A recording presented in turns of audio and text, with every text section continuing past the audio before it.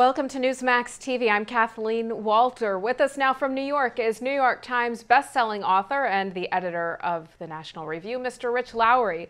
Mr. Lowry is the author of the brand new book, Lincoln Unbound: How an Ambitious Young Rail Splitter Saved the American Dream and How We Can Do It Again. And Rich, thanks so much for being with us today. Oh, thanks so much for having me. Well, during these tough economic times, the American dream is becoming all the more elusive for many Americans, but you argue that we can lead ourselves out of the current economic malaise by returning to Abraham Lincoln's vision of society. How so? Well, a couple things. Just first of all, the book is about Abraham Lincoln as the foremost proponent of opportunity in American history. I trace how that played out in his personal life, where he rose from literally nothing and complete obscurity, then how it undergirded his politics and his policies. Really everything that he supported went back to opportunity, including his opposition to slavery, and then draw it forward today and what lessons we can learn. And you hear a lot of complaints from the left about inequality in contemporary America. I think that's inevitable in a free society, but I think what should concern conservatives more is a question of mobility. Is it possible for people at the bottom to pull themselves up by the bootstraps and to get ahead? And I think on that metric, we are not doing as well as we should.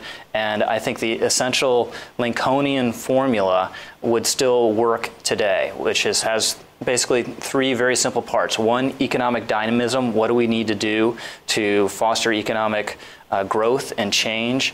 Two, education's absolutely essential. One of the reasons that we have the kind of inequality that liberals complain so much about is that education has not kept up with technological change in this country. And three is what I call the bourgeois virtues, where we have seen basic virtues like work, responsibility, marriage. These things are eroding in this country, especially further down the income scale, where people have a lot of economic problems already, and the social breakdown just exacerbates them. So I think those are the three big picture things to focus on. You recommend that the Republican Party return to Lincoln's very successful brand of republicanism. How does the party do that? And how should the party then balance its recommitment to the cause of limited government with Lincoln's vision of an active role for government?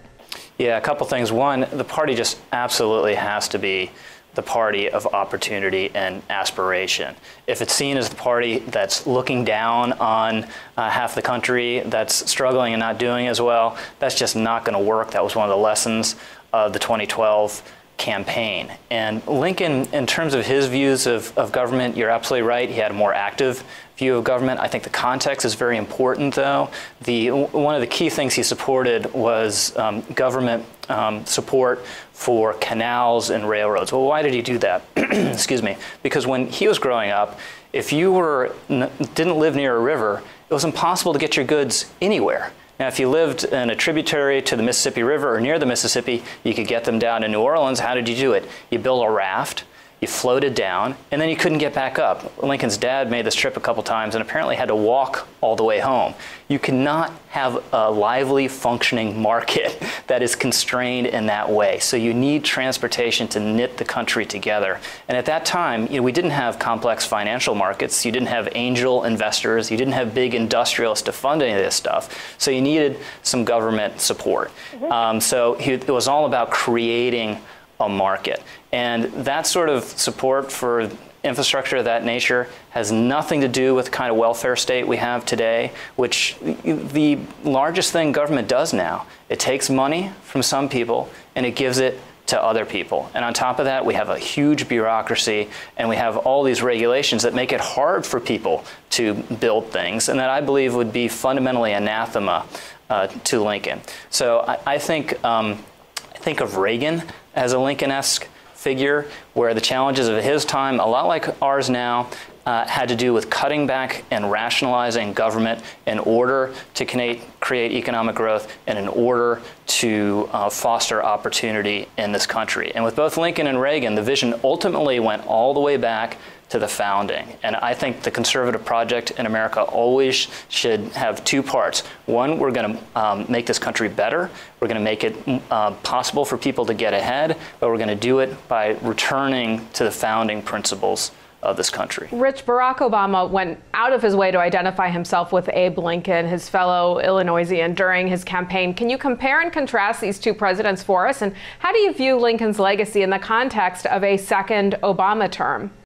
Yeah, well, he has been after Lincoln from the very beginning. You know, when he announced his candidacy in 2007 for president, he did it at the old State House in Springfield. When he took the oath of office when he was elected in 2008, he did it on the Lincoln Bible. And progressives have wanted to claim Lincoln going back to Teddy Roosevelt and FDR. And I just think that is a huge overreach and basically nonsense. Because if you look at Lincoln, as we've been discussing a little bit already, he was fundamentally about fostering markets, economic dynamism, and change. He was about individual achievement and responsibility. He hated class warfare. You know, in fact, he was a lawyer for the biggest corporation in Illinois, the Illinois Central Railroad. He loved property rights. He loved patent law, and most importantly, he revered the founders. You know, he referred to them fondly as those old men with their ancient faith. And in his advocacy in the 1850s,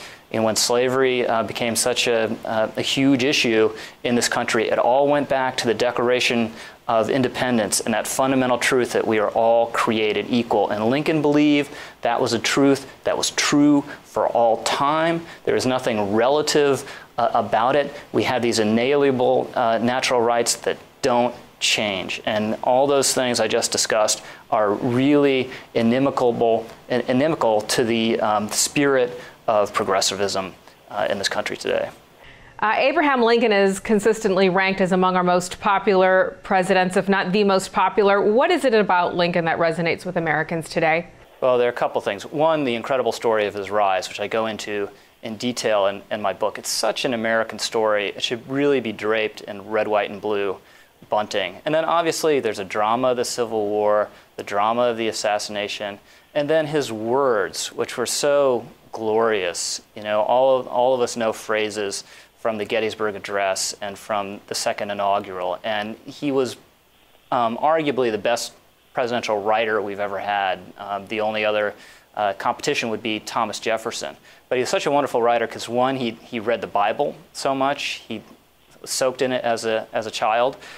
He read Shakespeare. You know, he loved theater. And he was a bit of an amateur poet. So words and the musicality of words meant so much to him. And then when you take that writing talent and you join it to this wonderful ultimate purpose of honoring that truth in the Declaration of Independence that we discussed, well, then you just have speeches that echo down through the ages. And all those are reasons that Abraham Lincoln is such a beloved figure, and people like Barack Obama on the left want to claim him, and why it's so important, I believe, for those of us on the right who understand Lincoln properly to push back against that. You note in the book that Lincoln embraced the communications revolution that was beginning to take hold in America. If Lincoln were alive today, what would he have to say about this revelation that the National Security Agency is amassing data and phone records of millions of Americans? Yeah, well, one, he would love our contemporary communications revolution, because so much of what he did with the railroads and welcoming the telegraph and all the rest of it was knitting the country together to create more dense networks of transportation and communication. He'd love Newsmax, I believe, you know, an innovative company that's exploiting all these new technologies. On the NSA program, you know, look, Lincoln himself faced a war, a much more dire war, obviously, where the country was literally falling apart, and he used his powers as commander-in-chief to the maximum extent he could to hold the country together. So I think you'd have a lot of sympathy for any American commander-in-chief facing this kind of threat that both George W. Bush and Barack Obama did. Now, just one last thing. You know, when Lincoln suspended habeas corpus, very controversial at the time, still controversial today. When he did it initially, I believe any reasonable person would think it was an appropriate measure, because troops were coming down from the north right at the beginning of the war when Washington was isolated and not protected, and they were stopped in Baltimore by mobs. And Lincoln suspended habeas corpus to make sure that those troops could get to Washington. Now, subsequently, there are many more suspensions of habeas corpus. He began to do it as a matter of routine all across the North, and I think most people would say, in retrospect, that went too far. It was too casual. It's something that shouldn't have become routine, and you can argue that the NSA program may be something similar. We've now been doing this for years, and it's a massive program, and at the very least, I think it's something that deserves an open public debate so we can understand exactly what this program is, what the benefits are, and what the potential risks and abuses are, and then adjust it accordingly. Immigration reform legislation hits the Senate floor this week. It's not expected to pass the House as is, and President Obama is urging Congress to pass legislation by summer's end. How do you see this debate playing out? Do you think we'll have legislation, meaningful legislation this year, and how would Lincoln view this legislation?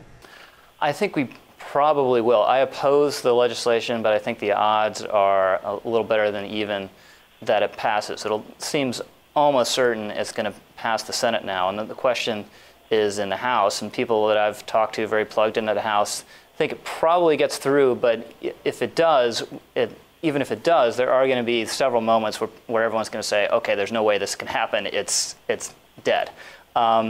Lincoln was very pro-immigrant, which is appropriate. All of us should be pro-immigrant, but I think that we still have to come up with an immigration system that makes rational sense. And my fear with this current bill is you're providing an amnesty to illegal immigrants initially, and on the kind of promise that enforcement will happen eventually years later. And we've tried this before in 1986, and it just didn't work. So what I would like to see is the enforcement first, and once we're assured that it's working, and that it's not going to be blocked by lawsuits, that we're not going to have the Congress and the executive branch basically ignoring the law the same way they have for decades now.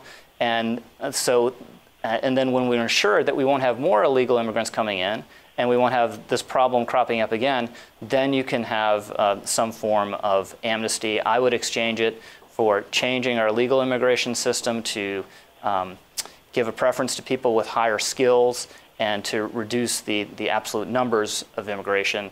This bill, you get the amnesty, plus you get massive new immigration across all fronts, especially when it comes to low-skill immigration. So I just don't think that makes sense. All right, again, the book is called Lincoln Unbound, How an Ambitious Young Rail Splitter Saved the American Dream and How We Can Do It Again. Rich Lowry, thanks so much for joining us today. Thanks for having me. I really enjoyed it. And thank you for watching Newsmax TV.